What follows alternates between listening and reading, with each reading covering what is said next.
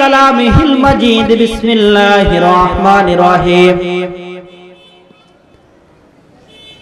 উতলু মা উহিয়া ইলাইকা মিনাল কিতাব ওয়া আকিমুস সালাতা ইন্নাস সালাতা তানহা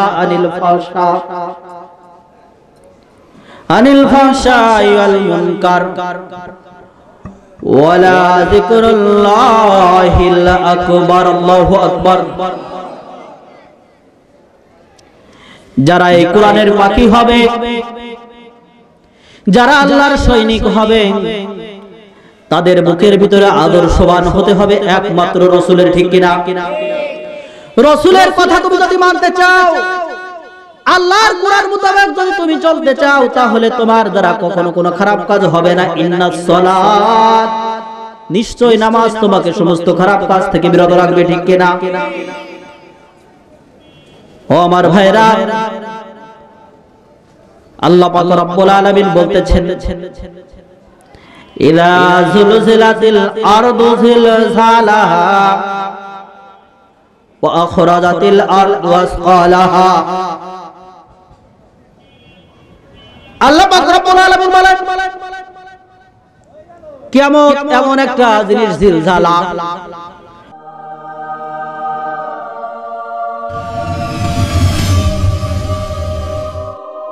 জিলজালা শব্দের অর্থ হলো কম্পন।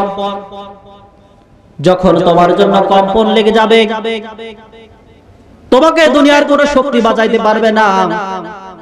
তুমি যত বড় রাজনীতিবিদ হও না কেন, তোমাকে কোনো ছাড়া হবে না। ছাড়া হবে? তাহলে ভালোবাসবো কাকে? কাকে? আর একটু জোরে, আর একটু জোরে।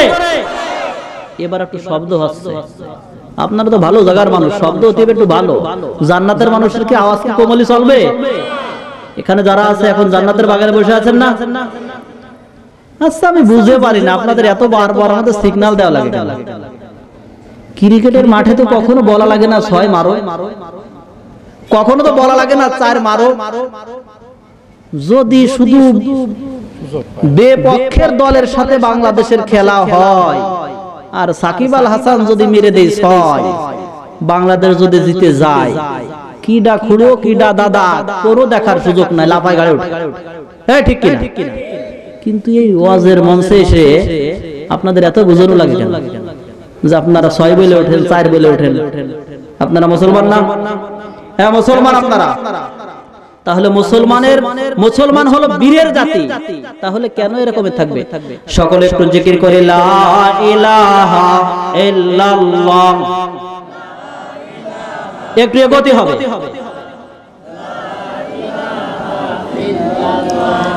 লা ইলাহা ইল্লাল্লাহ।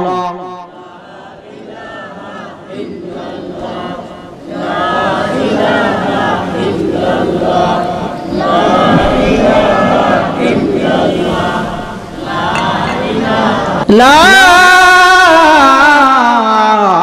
ইলাহা ইল্লাল্লাহ মুহাম্মাদুর রাসূলুল্লাহ সাল্লাল্লাহু আলাইহি ওয়াসাল্লাম।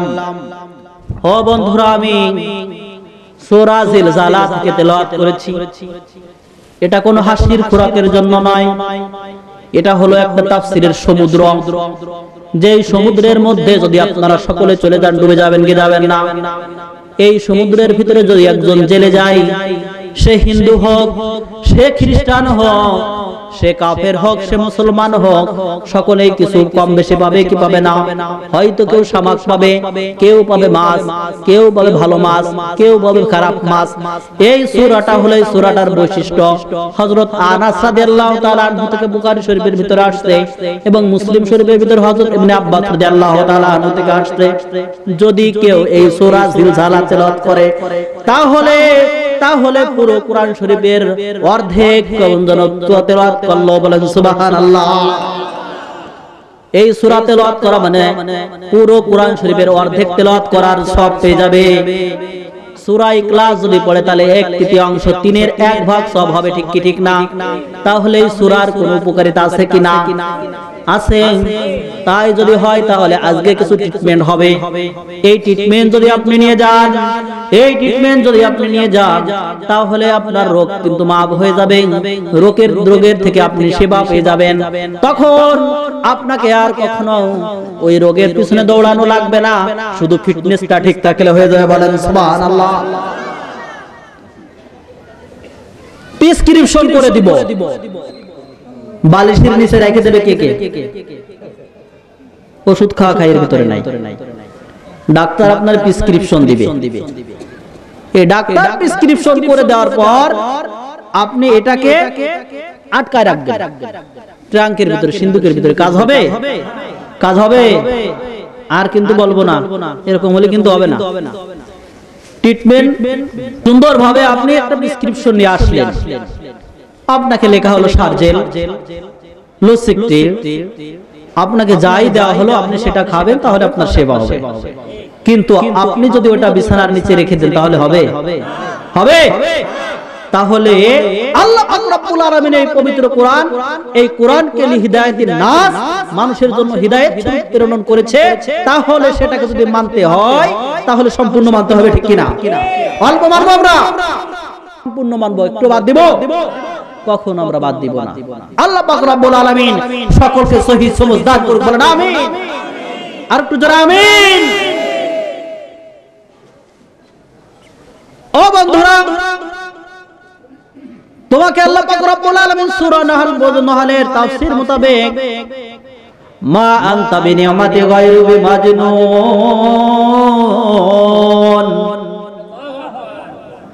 আল্লাহ পাক রব্বুল আলামিন তোমাকে সামান্য একটু ক্ষুদ্র জ্ঞান দিলাম। সেই জ্ঞানের কারণে তুমি এই দুনিয়ার বুকে এরোপ্লেন চালায় চলে যাচ্ছ। তোমাকে আল্লাহ পাক রব্বুল আলামিন এমন জ্ঞান দিলাম যে জ্ঞানের কারণে তুমি পারমাণবিক বোমা তৈরি করছো, যেই পারমাণবিক বোমার দ্বারা সকলকে তুমি ধ্বংস করে দিচ্ছ, ভয় দেখাচ্ছ। কিন্তু আল্লাহ পাক রব্বুল আলামিন এত জ্ঞানের অধিকারী যে আল্লাহ সুবহানাহু ওয়া তাআলা তোমাকে কোরআন কমপ্লিট কোড অফ লাইফ, পরিপূর্ণ একটা জীবন ব্যবস্থা হিসেবে আমাদের ভিতরে দিয়া দিল। কিন্তু তুমি মানতেছো না। এই জন্য আল্লাহ পাক রব্বুল আলামিন তোমাকে ভয় দেখাচ্ছে। কি দেখাচ্ছে? নসিহত করতেছে। তুমি একমাত্র ভয় করবা কাকে? একমাত্র ভয় করবা কাকে? পিছনে আর কেউ আছে যে আমার পাশে এক ভাই আছে, তার আছেন 4 ভাই, আমি একা, তার আবার ভয় করতে, এই জন্য আওয়াজ দেয় না। ভয় করবেন কাকে? ভয় করবেন? হুকুম চলবে কার? আইন চলবে কার? সমাজ চলবে কার হুকুমে? সূরা জিলজালা দিয়ে আপনাকে ভয় দেখাচ্ছেন। ও আমার বান্দা, হে আব্দে, তুমি সতর্ক হয়ে যাও। তোমাকে কিন্তু জিলজালা দিয়ে দিলাম, পুরো কম্পন দিয়ে দিলাম, তুমি কম্পর মতন হয়ে যাবে। তোমাকে আমি এমন একটা ব্রেন দিলাম যে ব্রেনের কারণে তুমি কিন্তু আকাশ থেকে কিন্তু অনেক কিছু তুমি আবিষ্কার করে আনতেছো। এমনকি আমি একটু গ্যালাক্সিকে আমি সুন্দর করে একটু আটকে রাখলাম, তাও তুমি কিন্তু বের করে দিলে, ঠিক কিনা? ও বন্ধু, যখন কিয়ামত সংগঠিত হয়ে যাবে, এই কিয়ামতের দিন কোনো কথাই আর কাজ হবে না, কোনো কাজ হবে না। তখন ভয়াবহতাটা হবে এমন, দুনিয়ার থেকে চন্দ্র কত গুণ বেশি, কত গুণ বেশি, কত উপরে, কত বড়, এর থেকে 1000 গুণ বড় বড়। তার ভিতরে কিছু নক্ষত্র রেখে দিয়েছে আল্লাহ পাক রব্বুল আলামিন এই গ্যালাক্সির ভিতরে। বলেন সুবহানাল্লাহ। সেইগুলো কাল কিয়ামতের ময়দানে তোমার উপরে কিন্তু নিক্ষেপ করা হবে। তখন তোমার কি খোঁজ হবে, কি হবে না? তোমার খোঁজ হবে? কোনো খোঁজ হবে না। এই ভয়াবহতার সময় তুমি কিন্তু নফসি নফসি করতে থাকবা। তোমার কিন্তু কোনো উপকারে দুনিয়ার কোনো রাজত্ব, দুনিয়ার কোনো সম্পদ কিছুই তোমার আসবে না, ঠিক কি ঠিক না? ইযা যুলজিলাতিল আরদু জিলজালাহা ওয়া আখরাজাতিল আরদু আসফালাহা, ইযা যুলজিলাতিল আরদু জিলজালাহা এই যে কোরআনের আয়াত আল্লাহ পাক রব্বুল আলামিন নাযিল করলো 8 খানা আয়াত দিয়ে, কয় আয়াত দিয়ে, কয়খানা? এর ভিতরে সেন্টেন্স আছে, বাক্য আছে 35টা, কয়টা? অক্ষর আছে 100টা। বলেন সুবহানাল্লাহ। এই সব কিছুর কিন্তু আল্লাহ পাক রব্বুল আলামিন মুহাদ্দিসিন, মুফাসসিরিন, ফকিহিন, তাইয়্যিবিন সকলকে কিন্তু জ্ঞান দিয়ে এর সমুদ্রের ভিতরে নামিয়ে দিয়েছে। বলেন সুবহানাল্লাহ। ইজা জুলজিলাত, এই জুলজিলা যখন দুনিয়াটা কিন্তু কম্পন শুরু হয়ে যাবে, কাঁপা শুরু হয়ে যাবে, তখন কিন্তু মানুষ আখরাজাতিল আরদ, আরদ এই মানুষ যখন দেখবে যে আরদ মানে জমিন, এই জমিনের ভিতর থেকে সবকিছু বের হয়ে যাচ্ছে, এই বের হয়ে যখন যাবে তখন কিন্তু মানুষ বলবে যে জমিন কিন্তু পাগল হয়ে গেল নাকি, জমিন পাগল হয়ে গেল নাকি, এই জমিন নিয়ে মানুষ ভাবতে শুরু করে দিবে। তখন আল্লাহ পাক রব্বুল আলামিন আপনার শরীরের ভিতরে 100টা কীট তৈরি করে দিয়েছে।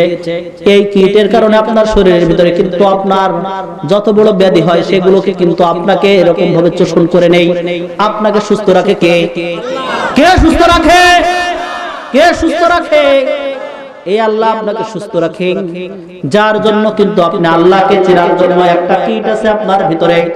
মেডিকেল সায়েন্সের পরিভাষায় বলা যায় যে সুস্থ মস্তিষ্কের জন্য মানুষের ঘুমানো লাগে 6 ঘন্টা কমপক্ষে। সুস্থ মানুষের জন্য যখন সে 6 ঘন্টা ঘুমাবে তখন তার কিন্তু জ্ঞানের পরিধি, জ্ঞানের আরো শক্তি আল্লাহ পাক রব্বুল আলামিন বেড়ে দেয়।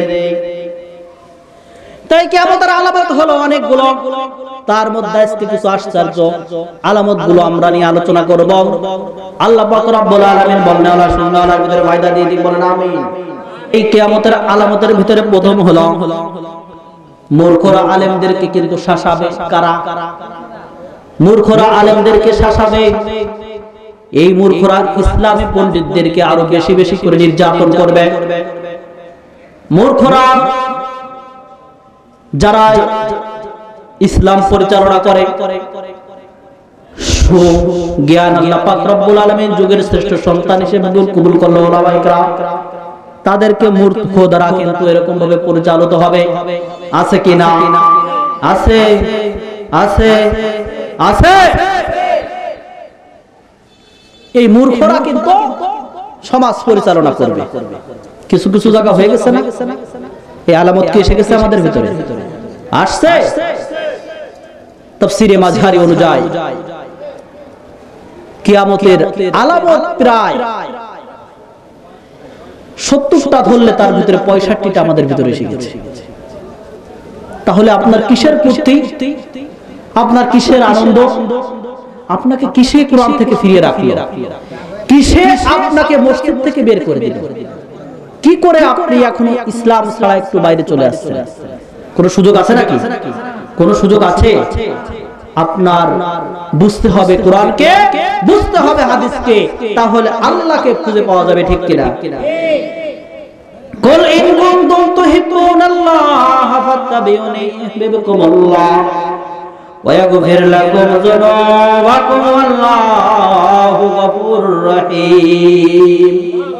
ও বন্ধুরা, আল্লাহকে যদি তুমি পাইতে চাও, মাপকাঠি হিসেবে একমাত্র মানতে হবে কাকে? একমাত্র মাপকাঠি হিসেবে কিন্তু ভালোবাসতে হবে একমাত্র আমার রাসূলকে। ঠিক কিনা? ভালোবাসতে হবে মাপকাঠি হিসেবে কাকে? আদর্শ কার মানতে হবে? একটা কিয়ামত মূর্খ দ্বারা পরিচালনা হবে কি হবে না? শুধু হয় নাই, বর্তমান কিন্তু সংসদ সদস্য, মেম্বার অফ পার্লামেন্ট হওয়ার পরেও কিন্তু কিছু এমপি থেকে যায়, প্রতি গোত্রে গোত্রে আছে। কি রকম? আপনাদের চার দোকান আছে না? আছে। এই চার দোকানটা আমি বাংলায় নাম দিয়েছি বাংলাদেশের বাংলা সংসদ। এই বাংলা সংসদ ভবনের থেকে মাসলাও হয়, সব আলোচনা ওখান থেকে হয়। কার মেয়ে কোথায় কি করলো তাও হয় আলোচনা, কে ভালো কাজ করলো সেটা আর অত বেশি হয় না, কার পিছনে পিন দেওয়া যাবে সেটা হয়। এরকমের হয় কি হয় না? 2 নম্বরে হলো সুদের পরিচালন বেশি হবে। ঠিক কি ঠিক না? সুদের পরিচালন আছে, ওই পিছনের কজনের এখনো বুঝে আসেনি, মানে ওটা মনে করে ওটা ঠিক আছে। সুদের পরিচালন আসছে, আসছে। এই সুদের প্রচলন এমন ভাবে পরিচালিত হচ্ছে, আপনাকে হালাল ভাবে আপনার ঘরে ঢুকাই দেওয়া হচ্ছে, আপনার কিন্তু এখন উপলব্ধি হচ্ছে না আমি এখন ভুলের পথে আছি। এই সুদ ভিত্তিক অর্থ ব্যবস্থা কিন্তু বাংলাদেশের ব্যাংক থেকে শুরু করে আশার আলো, বেড়ার আশা, পুরসা, এরকম ভাবে বিভিন্ন প্রকার সংস্থার মাধ্যমে আপনার ভিতরে ঢুকাই দিচ্ছে। ঠিক ঠিক না? এই বর্তমান এগুলো নিয়ে কিন্তু অনেক বেশি আলোচনা করার দরকার। আহাল্লাহুল বাইয়া ওয়া হারামার রিবা। আল্লাহ পাক রব্বুল আলামিন বলে, ও বান্দা, তোমাকে আমি, তোমার জন্য আমি সুদকে হারাম করে দিলাম, ব্যবসাকে তোমাকে আমি হালাল করে দিলাম। এই ব্যবসা তুমি সুন্দরভাবে পরিচালনা করবা, ওর থেকে দিনের পথে ব্যয় করবা, ওর থেকে তুমি উপঢৌকন গুলোকে তুমি কিন্তু কয়েকটা ভাগে বন্টন করবা, সেদিকে গেলে কিন্তু অন্যদিকে চলে যাবে। ও বন্ধুরে, তোমাকে কিন্তু এমন ভাবে বেহায়াপনার ভিতরে ঢুকাই দেওয়া হচ্ছে, তুমি বুঝতেছো না। তুমি বুঝবা যেদিন তোমার বউ নিয়ে আর একজন ভাইকে যাবে, ঠিক কিনা? আগে বুঝে আসে না, বুঝে আসে সেই সময় যখন হারায় যায়। এই সুদের জন্য সূরা নম্বর 2, সূরার নাম হলো আল বাকারা, আয়াত নম্বর 188। আল্লাহ পাক রব্বুল আলামিন বলেন, সুদ এমন একটা পয়জন, এমন একটা পয়জন যেটাকে তুমি বিষের থেকে অনেক বেশি তার রিঅ্যাকশন। যেরকম মানুষ যদি কোনো হারাম খাবার খায়, হারাম খাওয়ার সাথে সাথে তার রক্ত মাংস বৃদ্ধি হয় কিনা, রক্ত তৈরি হয়ে যায়। এই রক্ত এমন ভাবে তৈরি হয়ে যায়, ওই সুদের টাকায় কিন্তু তার রক্তটা এরকম তৈরি হচ্ছে, হওয়ার পর পর আস্তে আস্তে তার শরীরটা নাপাক হয়ে যাচ্ছে। সে ইসলামের কথা বলে না, কোরআন তার ভিতরে ঢোকে না, সে কখনো ভালো কথা বলে না। সে যারা টুপি মাথায় দেয়, পাগড়ি পরে, জিকিরের সাথে থাকে, তাদেরকে কিন্তু আরো বেহায়া কথা বলা হতো। বলে ঠিক না? এ বলে না, এরকম এক গ্রুপ আছে না? ওরে বাবা, 2 দিনই মৌলবী হয়ে গেছো, মানে মস্কারা, মানে নাকি? এরা কি বলে, মস্কারা না? ওগুলো হচ্ছে ইহুদি খ্রিস্টানদের দালাল না, শয়তানের খালাতো ভাই। ঠিক কি? আল্লাহ পাক রব্বুল আলামিন তাদেরকে হিদায়াত দিয়ে দিক বলেন আমিন। আমার কথা আপনারা বোঝেন? মজা লাগে? সকলে আর একটু জিকির করবো, লা ইলাহা ইল্লাল্লাহ। পিছন থেকে একটু জায়গা ছেড়ে দিতে হবে, জিকির করবো আর আস্তে আস্তে একটু এগোতে থাকবো। অনেক ভাই দাঁড়িয়ে আছে পিছনে, ওটা বসবে, একটু আপনারা এগোয় আসেন, পিছন দিকে তাকাই শোনার দরকার নাই, আস্তে আস্তে চলে আসেন। লা ইলাহা ইল্লাল্লাহ, লা ইলাহা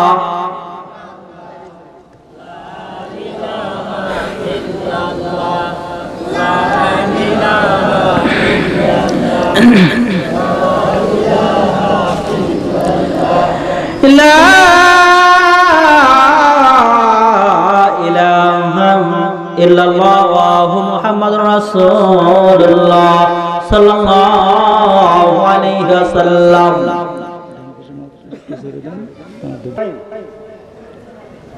এমন ভাবে তোমাকে এই সুদ ভিত্তিক অর্থ ব্যবস্থাটা তোমাকে দিয়ে দেওয়া হবে, তুমি এই সুদের থেকে কিন্তু ইচ্ছা করলেও ফিরতে পারবা না।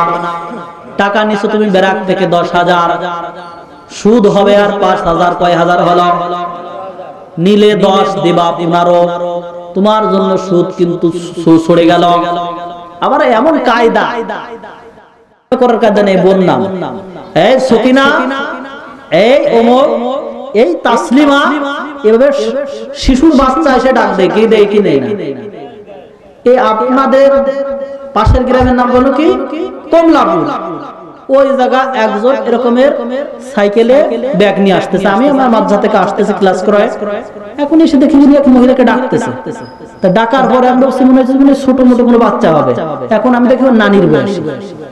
ডাক দিল সে, কার নামে করা লাগে, বোন নামে করা লাগে না?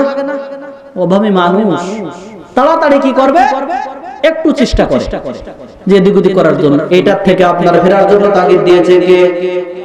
সূরা নম্বর 2, আয়াত নম্বর 188। কত? আল্লাহ পাক রব্বুল আলামিন বলেন, তুমি কখনো ওইরকম সুদ ভিত্তিক অর্থ ব্যবস্থার সাথে সম্পৃক্ত থাকতে পারবা না। তুমি যদি আমার তুমি যদি আমার বান্দা হতে চাও, তুমি যদি আমার রাসূলের প্রকৃত উম্মত হতে চাও, তাহলে সুদের সাথে কখনো তুমি সম্পৃক্ত হতে পারবে না। এই আমরা রাজি আছি কিনা? আরেকটা হলো ঘুষ। এই ঘুষের সাথেও কিন্তু কখনো সম্পৃক্ত হওয়া যাবে না। যদি তুমি হও, তোমার প্রজন্ম খারাপ হয়ে যাবে, তোমার সবকিছু বরবাদ হয়ে যাবে। তখন তোমার ব্রেনটা কাজ করবে এমন যে আমি যা করতেছি, আমি তো সব ভালো করতেছি, আমি পরকিয়া করতেছি, আমি নষ্টামি করতেছি, আমি রাহাজারি করতেছি, আমি যাত্রা গানের সর্দার হচ্ছি, সব আমার কাছে ভালো। এই ভালোটা তার কাছে কাজ করবে, তার কাছে যে নূর থাকবে সেই নূরটাই আর কোনো কাজ করবে না। এই না করার কারণে কিন্তু তুমি আস্তে আস্তে জাহান্নামের পথে অগ্রসর হয়ে যাবে। সুদের সাথে সম্পৃক্ত আমরা হব? রাজি আছি কেউ? কে কে ছাড়তে রাজি আছি? লিল্লাহি তাকবীর, লিল্লাহি তাকবীর। আল্লাহ তুমি এই মুজাহিদদেরকে কবুল করে নাও, বলেন আমিন। 3 নম্বরে হলো বহির্বিশ্বে মুসলমানরা কিন্তু নির্যাতিত হবে তো থাকবে। মুসলমানদের সব জায়গা কিন্তু এরকমের ঘাই খেতে হবে। এটা একটা কিয়ামতের আলামত। এই আলামতটা আমাদের ভিতরে আসছে কিনা? কয়েকদিন আগে ভোলার বুরহানুদ্দিনে কি একটু সহিংসতা হয়ে গেল, খোঁজ রাখেন কিনা? ঈমানের চেতনা যদি আপনার ভিতরে থাকে, ঈমানের চেতনা যদি আপনার ভিতরে থাকে, কোরআন যদি আপনি যদি মানেন, হাদিস যদি আপনি মানেন, অবশ্যই অবশ্যই এর প্রতিবাদ করা ঠিক কি ঠিক না? প্রতিবাদ করা ঠিক কি ঠিক না? প্রতিবাদ করতে হবে না? একমাত্র কাকে মডেল হিসেবে মানব? আল্লাহর রাসূলকে। কাকে? একমাত্র আল্লাহর রাসূল সাল্লাল্লাহু আলাইহি সাল্লামকে মানব। কাকে মানব? এই আল্লাহর রাসূলকে নিয়ে যদি কেউ কটূক্তি করে, তাকে কেউ ছেড়ে দেবে না। তাই বলেন সে রাজনৈতিকভাবে পরিচয় হোক, সে আওয়ামী লীগ, সে বিএনপি হোক, সকলে কিন্তু আমরা উম্মতে মুহাম্মাদের ঠিক না। যদি কেউ রাসূলের বিরুদ্ধে এরকম কথা বলে, তার বিরুদ্ধে সকলে অ্যাকশন নিতে প্রস্তুত আছে কিনা? ও ভাইরা, এর থেকে সতর্ক হওয়ার জন্য 1450 বছর আগে আল্লাহ পাক রব্বুল আলামিন রাসূলের মাধ্যমে হাদিসে কুদসিতে আমাদেরকে জানিয়ে দিল, এই আলামত যখন হবে তখন তোমরা কিন্তু গোমরাহের দিকে 99% লোক চলে যাবে। ওই 1% এর যদি দলভুক্ত তোমরা জামা টানিয়ে যদি থাকতে পারো, তার জন্য কিন্তু জান্নাতের দরজা খুলে যাবে। বলেন সুবহানাল্লাহ। বাতিলের সাথে কখনো আপোষ করব না। কখনো আল্লাহ রাসূলকে নিয়ে যদি কেউ কথা বলে, তাকে ছেড়ে দিব না। যদি কোরআনের পরে আঘাত আসে, কখনো কাউকে ছেড়ে দেওয়া হবে না। কথা তুমি ভালো করে মনে রাখো। হইতে পারে তোমার সাথে চলতে পারি, হয়তো তুমি বেধর্মী বাড়ির কাছে বাড়ি, তোমার সাথে সম্পর্ক থাকতে পারে, কিন্তু রাসূলের বিরুদ্ধে যদি কোনো কথা বলা হয়, তাহলে তাকে কিন্তু যে কোনো মুহূর্তে অ্যাকশন নিতে কেউ কিন্তু বিস্ময় হবে না। আরাকানের মুসলমান নির্যাতিত, কাশ্মীরের মুসলমান নির্যাতিত, বহির্বিশ্বে মুসলমান হলো বীরের জাতি। সেই জাতি কিন্তু আজ অবমান অবদস্তে আছে কয়েকটা কারণে। এই কারণগুলো বলতে গেলে কিন্তু এখন সময় বেশি লেগে যাবে। ও বন্ধুরা, তুমি বীরের জাতি, মুসলমান হলো বীরের জাতি। এই বীরের জাতির কাজ হবে বীরের মতন। কখনো এই বীরের জাতি কিন্তু কখনো কিন্তু মাথা নত করতে জানে না। সকলে কিন্তু এখানে 94% মুসলমান, প্রায় 90% যদিও বলে, কিন্তু পরিসংখ্যানে দেখা যায় প্রায় 94%। এই 94% মুসলমান কিন্তু সকলে কিন্তু উম্মতে মুহাম্মাদের কিনা। হো বন্ধুরা, আর একটা হলো বর্তমান সমাজে খুব প্রচলন আছে। এই প্রচলনটা এমন বেশি, আপনি তবলিগে জামাত করেন, জামাতে ইসলাম করেন, অমুক ইবাদতে ইসলাম করেন, ইসলামী আন্দোলন করেন, তারপরও কিন্তু আপনার ভিতরে এটা পাওয়া যায়। এইটার থেকে যদি আপনি না বের হইতে পারেন, তাহলে আপনার আখিরাত দুনিয়া সব শেষ হয়ে যাবে। সেটা হলো একটা হলো জিনার প্রেম। এই প্রেম জিনা এগুলো বৃদ্ধি পাওয়া, এইটা কিন্তু কিয়ামতের আলামত। আপনারা কোন ভার্সিটির কি আশেপাশে অনেকেই জান নাই, গ্রামের মানুষ গেছেন, আপনার মেয়েকে আপনি ভার্সিটিতে পড়াচ্ছেন, পড়ান না? ইউনিভার্সিটিতে পড়ে না? আপনাদের এখানে খুব ভালো জায়গা, আপনাদের গ্রামের জগন্নাথ বিশ্ববিদ্যালয়ের একজন অধ্যাপিকা আছে না? মডেল মানুষ, সুন্দর মানুষ, খুব ভালো মানুষ। আমার খুব ঢাকার থেকে আমার খুব কাছের থেকে দেখা আছে, অসম্ভব একজন ভালো মানুষ। কিন্তু এই ঢাকা ইউনিভার্সিটি, আমি যখন ঢাকাতে থাকতাম তখন বেশিরভাগ আমাদের রাত্রের খানাটা আমরা খেতাম হচ্ছেন জগন্নাথ হলে। এই জগন্নাথ হলে আমি খানাটা বেশি খাওয়া। তা এখানে বৈবাহিক সম্পর্ক ছাড়া কিছু ছাত্র আর ছাত্রী এরকম গলার উপরে আদর দিয়ে বসে থাকে। আপনারা দেখেছেন না ঢাকায় যেতে? হ্যাঁ, ঢাকায় যেতে দেখেছেন? অনেকে দেখি নাই। এই যে কবি ভাই, এই যে আমার একজন রাজনৈতিকবিদ, একদম ক্লিন মেজাজের মানুষ, ইন্টার ঢাকায় গেছে, দেখেছেন না ভাই? কি রকম ভাবে বসে থাকে? ওটাকে আল্লাহ ফেরেশতা নাযিল করে দিয়েছে নাকি? হ্যাঁ, ফেরেশতা নাযিল করে দিয়েছে। ওরা কোন সূত্রে ওখানে বসে থাকে? আর কেন সরকার এদের পদক্ষেপ নেয় না? ওরা গলা ধরে ধরে বসে থাকে, কি বাদাম খায়? এটা কোথায় বৈধতা হয়েছে? ওটা আপনার মেয়ে নাই, আমার মেয়ে নাই, ইনার মেয়ে নাই, উনার মেয়ে নাই, উনার বোন নাই, উনার অধীনস্থ কেউ, ঠিক কি ঠিক না? এটা কি বৈধতা ছাড়া কি? হামারা ওরে বাবা, পালা গানা জারি গানার ওই গুণযাত্রা, এতে আবার কয় প্রেম করেছে ইউসুফ নবী।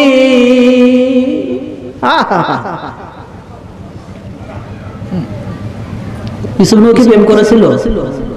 আপনাদের যদি সুযোগ হয়, যেহেতু আপনাদের এখানে অনেক প্রোগ্রাম আমার হয়, সূরা ইউসুফের তাফসীর আমি একদিন করে দেখাবো, শোনাবো ইনশাআল্লাহ। আল্লাহ পাক রব্বুল আলামিন সে তৌফিক দিক, বলেন আমিন। ইউসুফ নবী এই কথা বলে, আর আপনারা সরল মানুষ আপনাদেরকে ধোঁকা দেয়। এটা হচ্ছে একটা বানোয়াট। এটা কি কথা?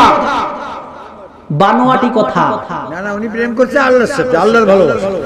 এখানে বলে কি আবার পরে জুলেখা বিবি, এটা কি বলা যাবে? যাবে নাকি? একটু তারই সূত্রে বর্তমান স্কুল কলেজের ছাত্র আর ছাত্রীকে প্রেম জায়েজ, তারা তাই মনে করে।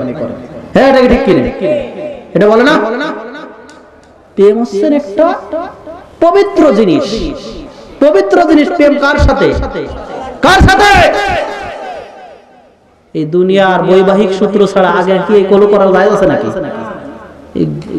যুবকরা ওরা কেঁপে যাবেন এই কথা বলবে নাকি? তা এইগুলো বর্তমান কিন্তু খুব এই জিনাগুলো চলতেছে। ও ভাইরা, তোমার পায়ে হাত দিয়ে আমি বলতে চাই, জাহান্নামের আগুন থেকে বাঁচো, অপরকে বাঁচানোর চেষ্টা করো। তোমার আচরণে তুমি জান্নাতি হলেও তুমি কিন্তু তোমার আচরণের কারণে জাহান্নামী হয়ে যেতে পারো। এই জাহান্নামের কষ্ট তুমি কখনো হয় না। তোমাকে কিন্তু আল্লাহ পাক রব্বুল আলামিন একটা মাফ করে দিয়েছে, যার নাম হলো আল ফুরকান, যেটা সত্য মিথ্যার পার্থক্যকারী, যার নাম হলো আল কোরআন। এই কোরআন কিন্তু আপনাকে কখনো কিন্তু বৈধতা দেয় নাই।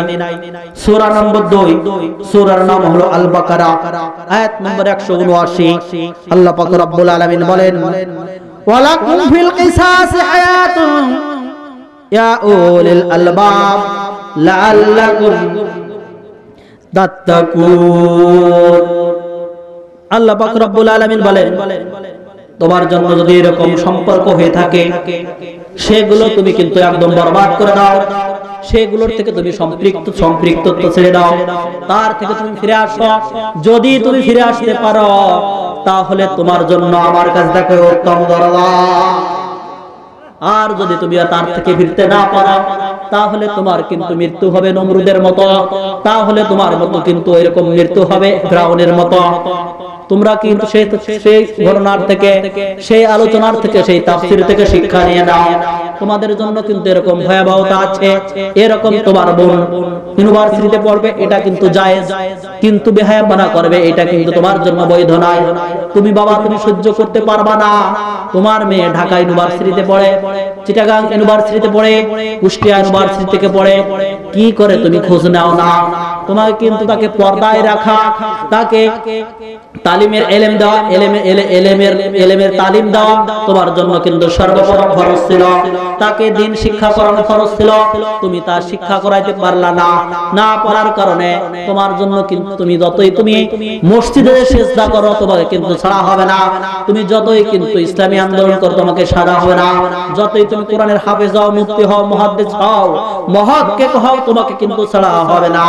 এই জন্য তুমি সর্বপ্রথম একমাত্র আল্লাহকে খুশি করার জন্য, আল্লাহর বিধানকে প্রতিষ্ঠিত করার জন্য সকলে যদি তোমাকে একদম সেই আদি যুগের মানুষের মতো ব্যাখ্যা দেয়, তাও তুমি তাদের কথা শুনবা না।